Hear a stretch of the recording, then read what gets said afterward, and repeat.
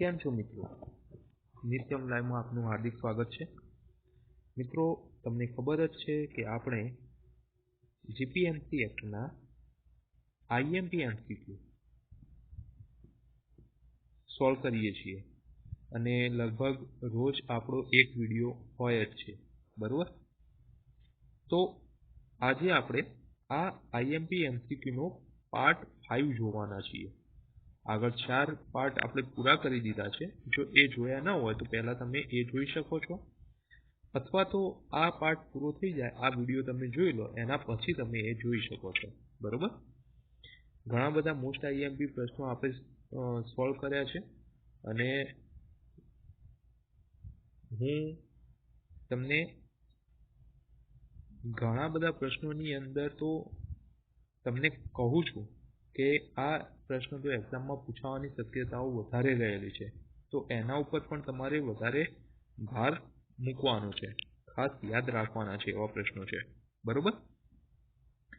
આ સિવાય GPMC act આપણે સંપૂર્ણ પૂરો કર્યો છે, બહુ સરળ ભાષાની અંદર તમને પીરસ્યો છે. તો એ એક્ટ જો તમે જોયો ન હોય તો પણ એ અમારા આ ચેનલની અંદર પ્લેલિસ્ટમાં જઈને એસએમસી સ્પેશિયલ કરીને એક પ્લેલિસ્ટ બનાવ્યું છે, એમાં તમે જીપીએમસી એક્ટ આખો જોઈ શકો છો, આખો કવર કર્યો છે અને એના પછી આપણે આ એમસીક્યુ સિરીઝ ચાલુ કરી છે. ઓકે, તો આજે આપણે પાર્ટ 5 જોવાના છીએ એમસીક્યુ સિરીઝની. એના પહેલા ફટાફટ એક વખત લાઈક કરી દેજો, ઓકે? અને તમારું જે ફ્રેન્ડ સર્કલ હોય એની અંદર જે તૈયારી કરતા હોય એ મિત્રો સાથે આ વિડીયો શેર કરી દેજો, ઓકે? તો ચાલો શરૂઆત કરીએ.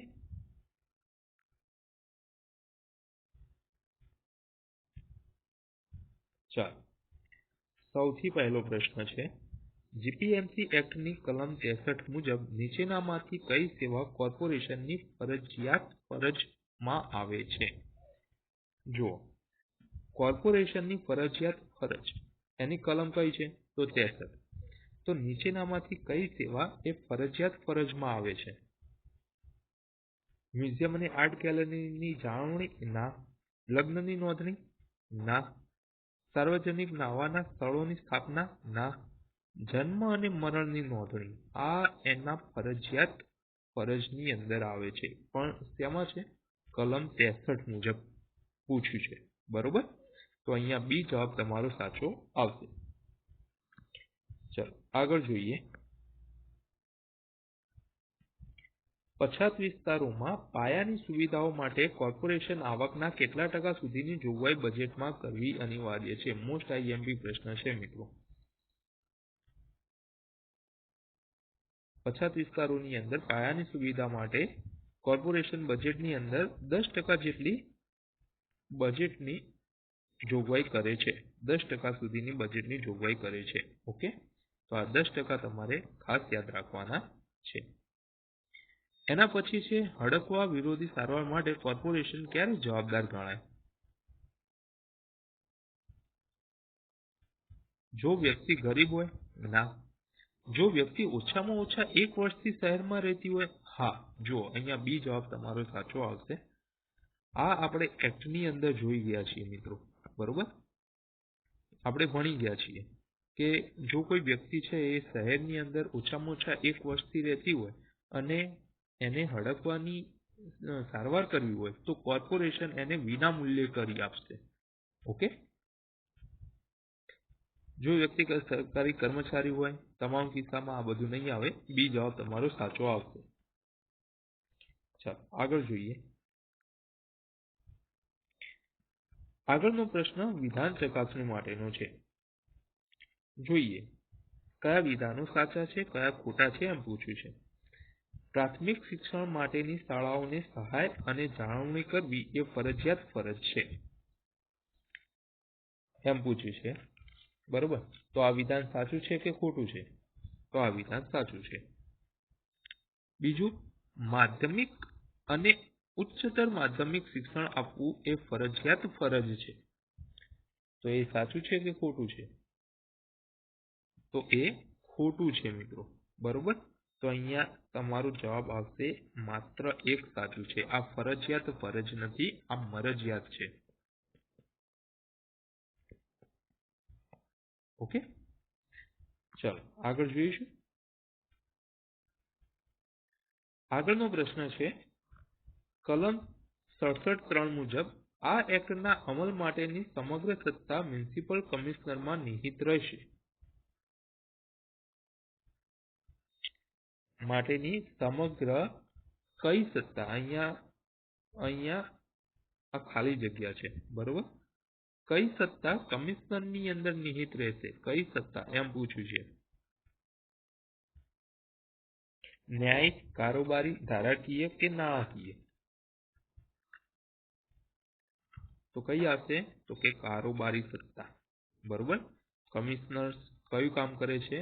તો કે કારોબારી કામ કરે છે. કારોબારી સત્તા હોય છે એના પાસે. મ્યુનિસિપલ કમિશનરે કયા પ્રકારની દરખાસ્ત મૂકતા પહેલા મેયર સાથે પરામર્શ કરવો અનિવાર્ય છે? જો કમિશનર અને મેયર વચ્ચેનો સંબંધ આવ્યો છે, બરોબર.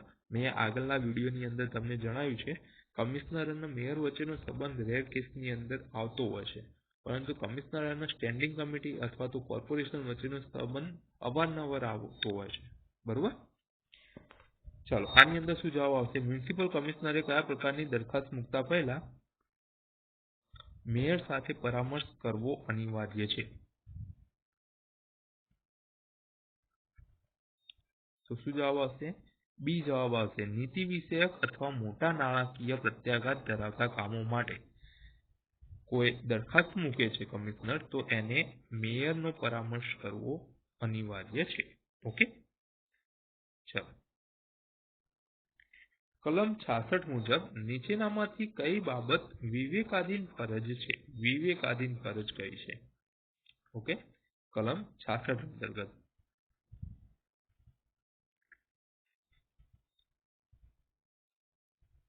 કઈ છે?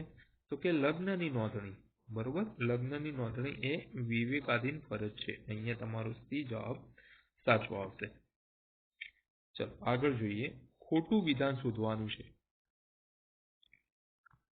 કયું વિધાન ખોટું છે? બિનવારસી મૃતદેહોનો નિકાલ કરવો એ ફરજિયાત ફરજ છે. સાચું. શહેરી વનીકરણ એ વિવેકાધીન ફરજ છે. આ પણ સાચું. રસ્તાઓના નામ આપવા એ વિવેકાધીન ફરજ છે. આ વિધાન ખોટું છે મિત્રો.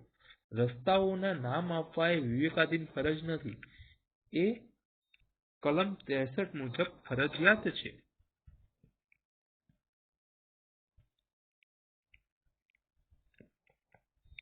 કઈ કલમ છે? 63. કલમ નંબર 63 મુજબ એ ફરજિયાત છે. સ્વિમિંગ પુલની સગવડ આપવી એ વિવેકાધીન ફરજ છે. આ વિધાન સાચું છે, બરોબર. તો અહીંયા તમારો જવાબ સી સાચો આવશે. ચાલો જોડકા જોડવાના છે. સીવેજ અને ઘન કચરાનું સંચાલન કેવી ફરજ છે ભાઈ?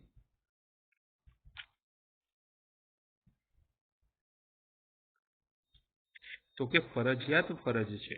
ઓકે, ફરજિયાત ફરજ છે. તો અહીંયા એક્સ ની સામે 2 આવશે. એમ્બ્યુલન્સ સર્વિસ કેવી ફરજિયાત છે? એમ્બ્યુલન્સ સર્વિસ એ કેવી ફરજ છે? તો કે વિવેકાધીન ફરજ છે, બરોબર. અને કારોબારી સત્તા કોનામાં નિહિત હોય છે? તો કે મ્યુનિસિપલ કમિશનરમાં નિહિત હોય છે. મતલબ કે એક્સ ની સામે 2 આવશે. ઓકે, વાય ની સામે 1 અને ઝેડ ની સામે 3. મતલબ કે તમારો એ જવાબ જે છે એ સાચો આવશે. ચલો આગળ જોઈએ. કલમ 69 મુજબ કમિશનર પોતાની અમુક સત્તાઓ અન્ય અધિકારીને સોંપતા પહેલા કોની પૂર્વ મંજૂરી લેવી પડે? આઈએમપી પ્રશ્ન છે મિત્રો. કમિશનર પોતાની અમુક સત્તાઓ અન્ય કોઈ અધિકારીને સોંપે તો એના માટે એના પહેલા એમને કોની પૂર્વ મંજૂરી લેવી જરૂરી છે? તો કે સ્ટેન્ડિંગ કમિટીની. ઓકે, સ્ટેન્ડિંગ કમિટીની પૂર્વ મંજૂરી લેવી પડે. કેમ કે કમિશનર એ ડાયરેક્ટ સ્ટેન્ડિંગ કમિટીનો રિપોર્ટ કરતા હોય છે. ઓકે, આગળ જોઈએ. આગળ વિધાન તપાસવાના છે, કયા વિધાન સાચા છે, કયા ખોટા છે. બરોબર. અહીંયા છે શહેરનો મ્યુનિસિપલ વહીવટ કોર્પોરેશનમાં નિહિત હોય છે.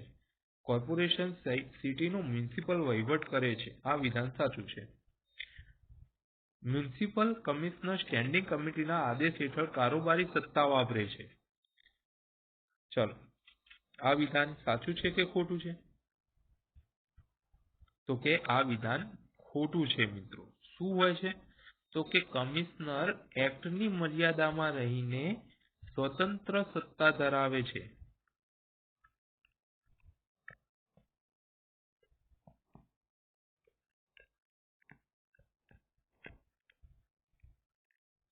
ઓકે, કમિશનર જે છે એ સ્વતંત્ર સત્તા ધરાવતા હોય છે, પરંતુ એ રિપોર્ટ કોને કરે?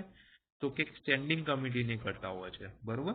પરંતુ એ જે સત્તા વાપરે છે એવું નથી કે સ્ટેન્ડિંગ કમિટી કે એ પ્રમાણે જ એમની સત્તા હોય, એમની કારોબારી સત્તા હોય. એ સ્વતંત્ર સત્તા ધરાવતા હોય છે. કેમ? એમ જે મ્યુનિસિપલ કમિશનર હોય છે એમની નિમણૂક રાજ્ય સરકાર દ્વારા કરવામાં આવે છે.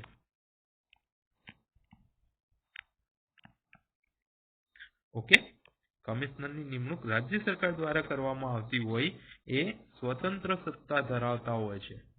ઓકે, તો અહીંયા માત્ર એક વિધાન સાચું છે. સી જવાબ તમારો સાચો આવશે. કોર્પોરેશન કમિશનર પાસેથી કોઈ દસ્તાવેજ કે રિપોર્ટ રજૂ કરવાની માંગણી કઈ કલમ હેઠળ કરી શકે? કઈ કલમ હેઠળ કોર્પોરેશન એ કમિશનર પાસેથી કોઈ દસ્તાવેજની માંગણી કરી શકે? આઈએમપી પ્રશ્ન છે. આ કલમ માટે આઈએમપી છે. બરોબર. તો અહીંયા કઈ કલમ આવશે? કલમ નંબર 71. સી જવાબ તમારો સાચો આવશે. ચાલો, આગળનો પ્રશ્ન. જો કમિશનરને લાગે કે માહિતી આપવી જનતાના હિતમાં નથી તો તે ક્યાં સુધી માહિતી આપવાનું મુલતવી રાખી શકે? આ પણ આઈએમપી છે ભાઈ.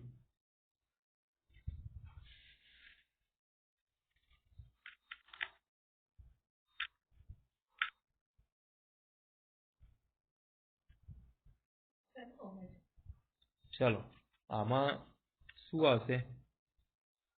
તો કે કોર્પોરેશનની બીજી સાધારણ બેઠક સુધી તે મુલતવી રાખી શકે છે. જો માહિતી ગુપ્ત રાખવા બાબતે વિવાદ થાય તો મેયર અને સ્ટેન્ડિંગ કમિટીના ચેરમેન સાથે મળીને રચાયેલી સમિતિનો નિર્ણય કેવો ગણાશે?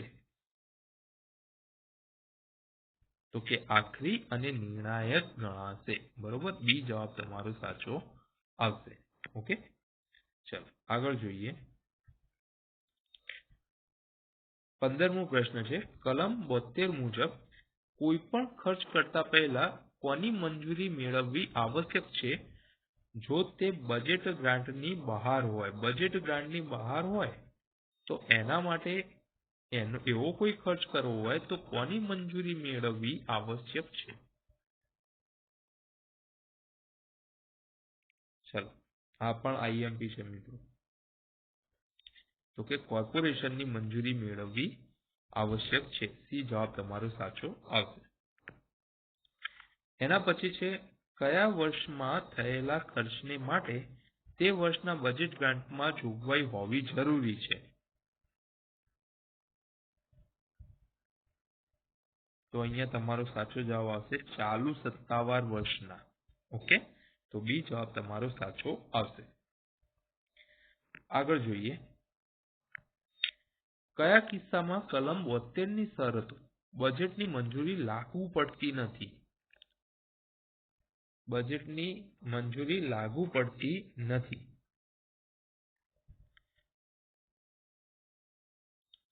તો અહીંયા પણ બી જવાબ તમારો સાચો આવશે. કલમ 86(2) અને કલમ 355(2) માં સ્પષ્ટ કરેલા કિસ્સાઓની અંદર બજેટ માટેની મંજૂરી લાગુ પડતી નથી. ઓકે, પછાત વર્ગના વિસ્તારો માટે 10%ની જોગવાઈ જો તે વર્ષે ન વપરાય તો શું થાય? આપણે આગળ જોઈ ગયા. બરોબર. આગળના પ્રશ્નની અંદર કે એસસી એસટી ઓબીસી જે પછાત વર્ગના વિસ્તારો જે છે એના માટે 10%ની જોગવાઈ કરવામાં આવે છે. પણ જો એ જોગવાઈ કરે છે અને એ વર્ષે વપરાતી નથી 10%, એની ગ્રાન્ટ વપરાતી નથી તો શું થશે? તો કે આગામી વર્ષના બજેટમાં આગળ ખેંચાય છે. ઓકે, એ લેપ્સ નહીં થઈ જાય, રાજ્ય સરકાર નહીં લઈ લે અને મેયરના ફંડમાં નહીં જાય. ઓકે, તો અહીંયા સી જવાબ તમારો સાચો આવશે. ચલો આગળ, ઘન કચરાનું સંચાલન એ કઈ કલમ હેઠળની ફરજ છે?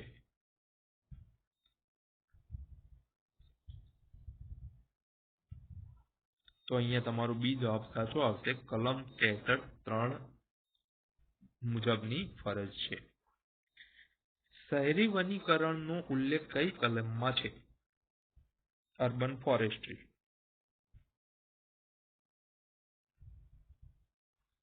કઈ કલમમાં છે? કલમ 66(8) ની અંદર છે. બરોબર. ચાલો આગળ જોઈએ. તો કે રખડતા કૂતરાઓનો નાશ કરવો એ કોર્પોરેશનનું કેવું કાર્ય છે? રખડતા કૂતરાઓનો નાશ કરવો એ કોર્પોરેશનનું કેવું કાર્ય છે? તો અહીંયા બી જવાબ તમારો સાચો આવશે. વિવેકાધીન કાર્ય છે. ઓકે, આગળનું છે, બિનવારસી મૃતદેહોનો નિકાલ એ કોર્પોરેશનની કેવી ફરજ છે?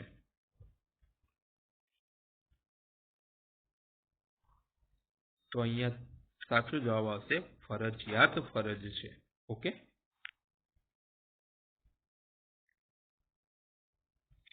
ચાલો આગળનો પ્રશ્ન જોઈએ. બિન આરોગ્યપ્રદ વિસ્તારોનો સુધારો એ કેવી ફરજ છે?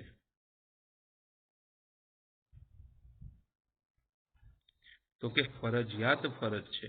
ઓકે, ગરીબ વર્ગ માટે રહેઠાણો બાંધવા એ કેવી ફરજ છે? તો અહીંયા તમારો જવાબ આવશે વિવેકાધીન ફરજ છે. ઓકે, ચાલો આગળ જોઈએ.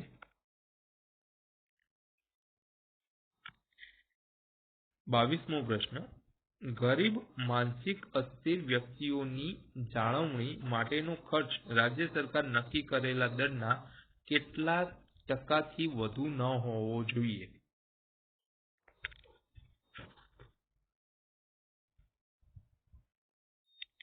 શું કહ્યું છે? ગરીબ માનસિક અસ્થિર વ્યક્તિઓની જાળવણી માટેનો જે ખર્ચ જે છે એ રાજ્ય સરકારે નક્કી કરેલા દરના કેટલા ટકાથી વધુ ન હોવો જોઈએ? તો કે અડધા ભાગ કરતા વધુ ન હોવો જોઈએ, મતલબ કે 50% કરતા વધારે ખર્ચ ન હોવો જોઈએ. ઓકે, કોર્પોરેશન કયા એક્ટ મુજબ સાર્વજનિક રસીકરણ માટે જવાબદાર છે? કોર્પોરેશન કયા એક્ટ મુજબ સાર્વજનિક રસીકરણ માટે જવાબદાર છે?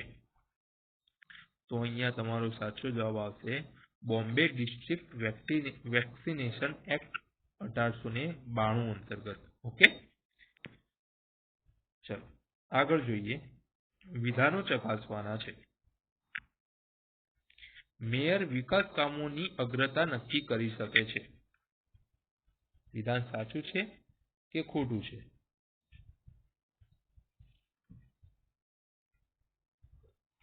તો અહીંયા આ વિધાન સાચું છે મિત્રો. મેયર જે છે એ વિકાસ કામોની અગ્રતા નક્કી કરી શકે છે, મતલબ કે પહેલા કયું વિકાસનું કામ કરશું એના પછી કયું કરશું એ રીતે. બરોબર. કમિશનરે મેયરના નિર્દેશોનું પાલન કરવાનું રહેશે. આ વિધાન પણ સાચું છે મિત્રો. કમિશનર પણ મેયરના જે નિર્દેશો હોય છે એનું પાલન કરવાનું હોય છે. મતલબ કે અહીંયા વિધાન એ અને બી બંને સાચા છે, તો સી જવાબ તમારો સાચો આવશે, 1 અને 2 બંને. ઓકે, ચાલો એના પછી ફરીથી વિધાન વાળો પ્રશ્ન. કમિશનર ટ્રાન્સપોર્ટ મેનેજરની ગેરહાજરીમાં તેની ફરજો બજાવી શકે છે. ચાલો આ પણ આઈએમપી વિધાન છે, ડાયરેક્ટ ઇન્ડિવિજ્યુઅલી પૂછાઈ શકે છે.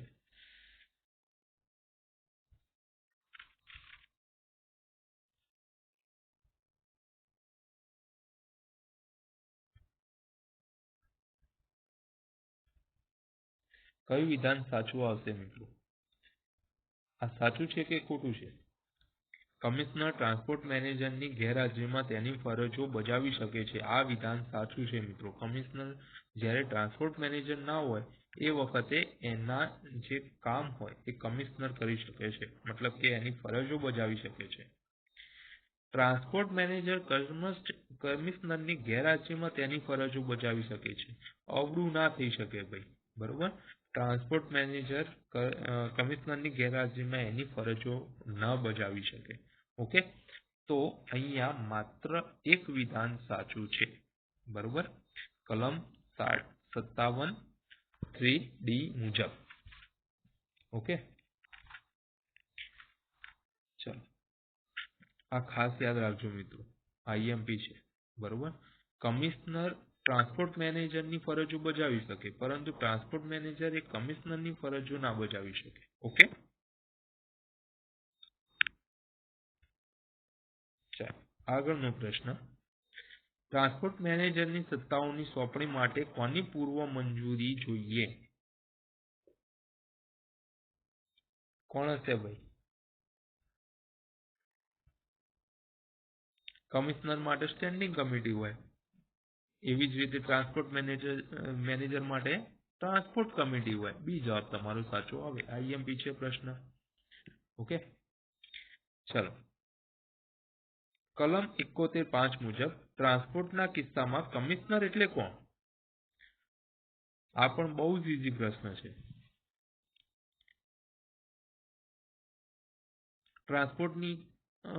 ટ્રાન્સપોર્ટના કિસ્સાની અંદર કમિશનર કોને કહીશું ભાઈ?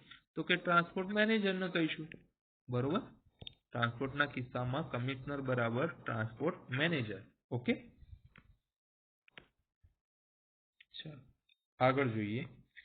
કોર્પોરેશન કમિશનર પાસેથી કયા દસ્તાવેજો માંગી શકે? કયા દસ્તાવેજો કોર્પોરેશન કમિશનર પાસેથી માંગી શકે?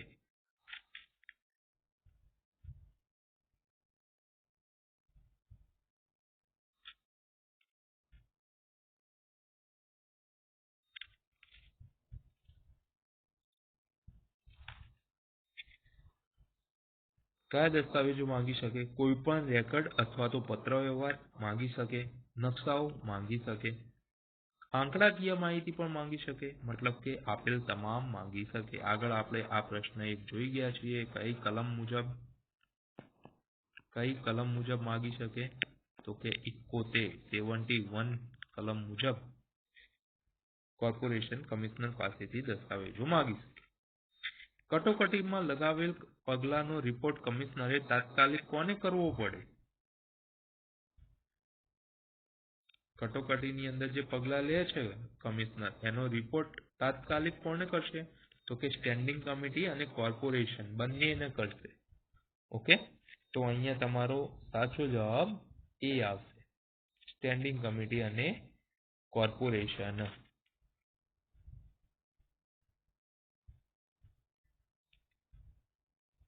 બરોબર,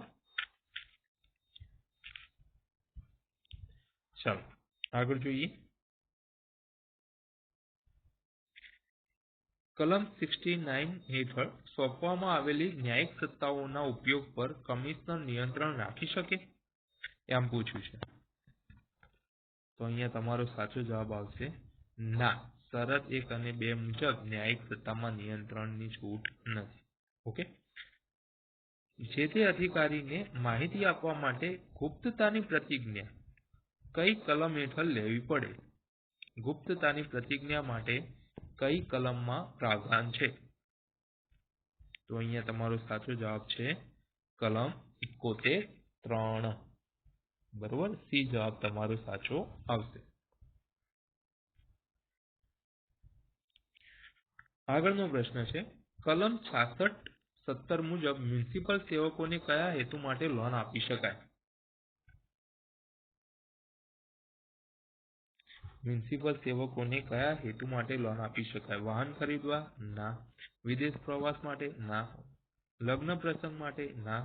તો કે મકાન બાંધવા માટે લોન આપી શકાય. લગ્નની નોંધણી કઈ કલમ હેઠળ કરવામાં આવે છે?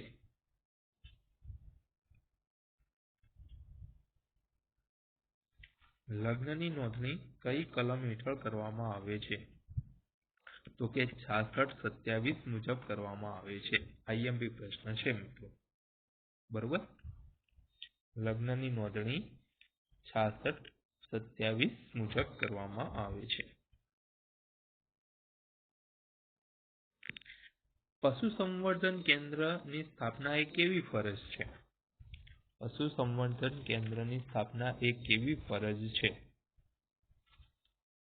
તો કે વિવેકાધીન ફરજ છે. ઓકે. સીમાચિહ્નો ઊભા કરવા એ કોની મંજૂરીથી થાય છે? એક્ટની અંદર આપણે આ જોઈ ગયા હતા મિત્રો. સીમાચિહ્નો મતલબ કે જે તમારી બિલ્ડિંગ તમે જે જોતા હોય, બિલ્ડિંગ ઉપર જે અલગ અલગ જે બેનરો મોટા મોટા લાગેલા હોય છે, બરોબર, એને સીમાચિહ્ન કહેવામાં આવે છે. તો એ કોની મંજૂરીથી લગાવવામાં આવે છે? તો કે રાજ્ય સરકારની મંજૂરીથી લગાવવામાં આવે છે. એ જવાબ તમારો સાચો આવશે. ઓકે, ચાલો આગળ જોઈએ. વિવેકાધીન ફરજોની યાદીમાં સંગીતની જોગવાઈ કયા નંબર પર છે? સંગીતની જોગવાઈ કયા નંબર પર છે? તો અહીંયા તમારો સી જવાબ આવશે, 9 નંબર પર છે. ઓકે, ચલો અહીંયા સુધી જોડાયા બદલ તમારો ખૂબ ખૂબ આભાર. નિત્ય લાઈવ સાથે જોડાયેલા રહેજો મિત્રો. આવા જ વિડીયો લઈને અમે આગળ આવતા રહીશું, તમને મહેનત કરાવતા રહીશું. બરોબર, વિડીયોને શેર કરી દેજો અને લાઈક કરી દેજો જરૂર. બરોબર, ચલો મળીએ નેક્સ્ટ વિડીયોમાં. Thank you.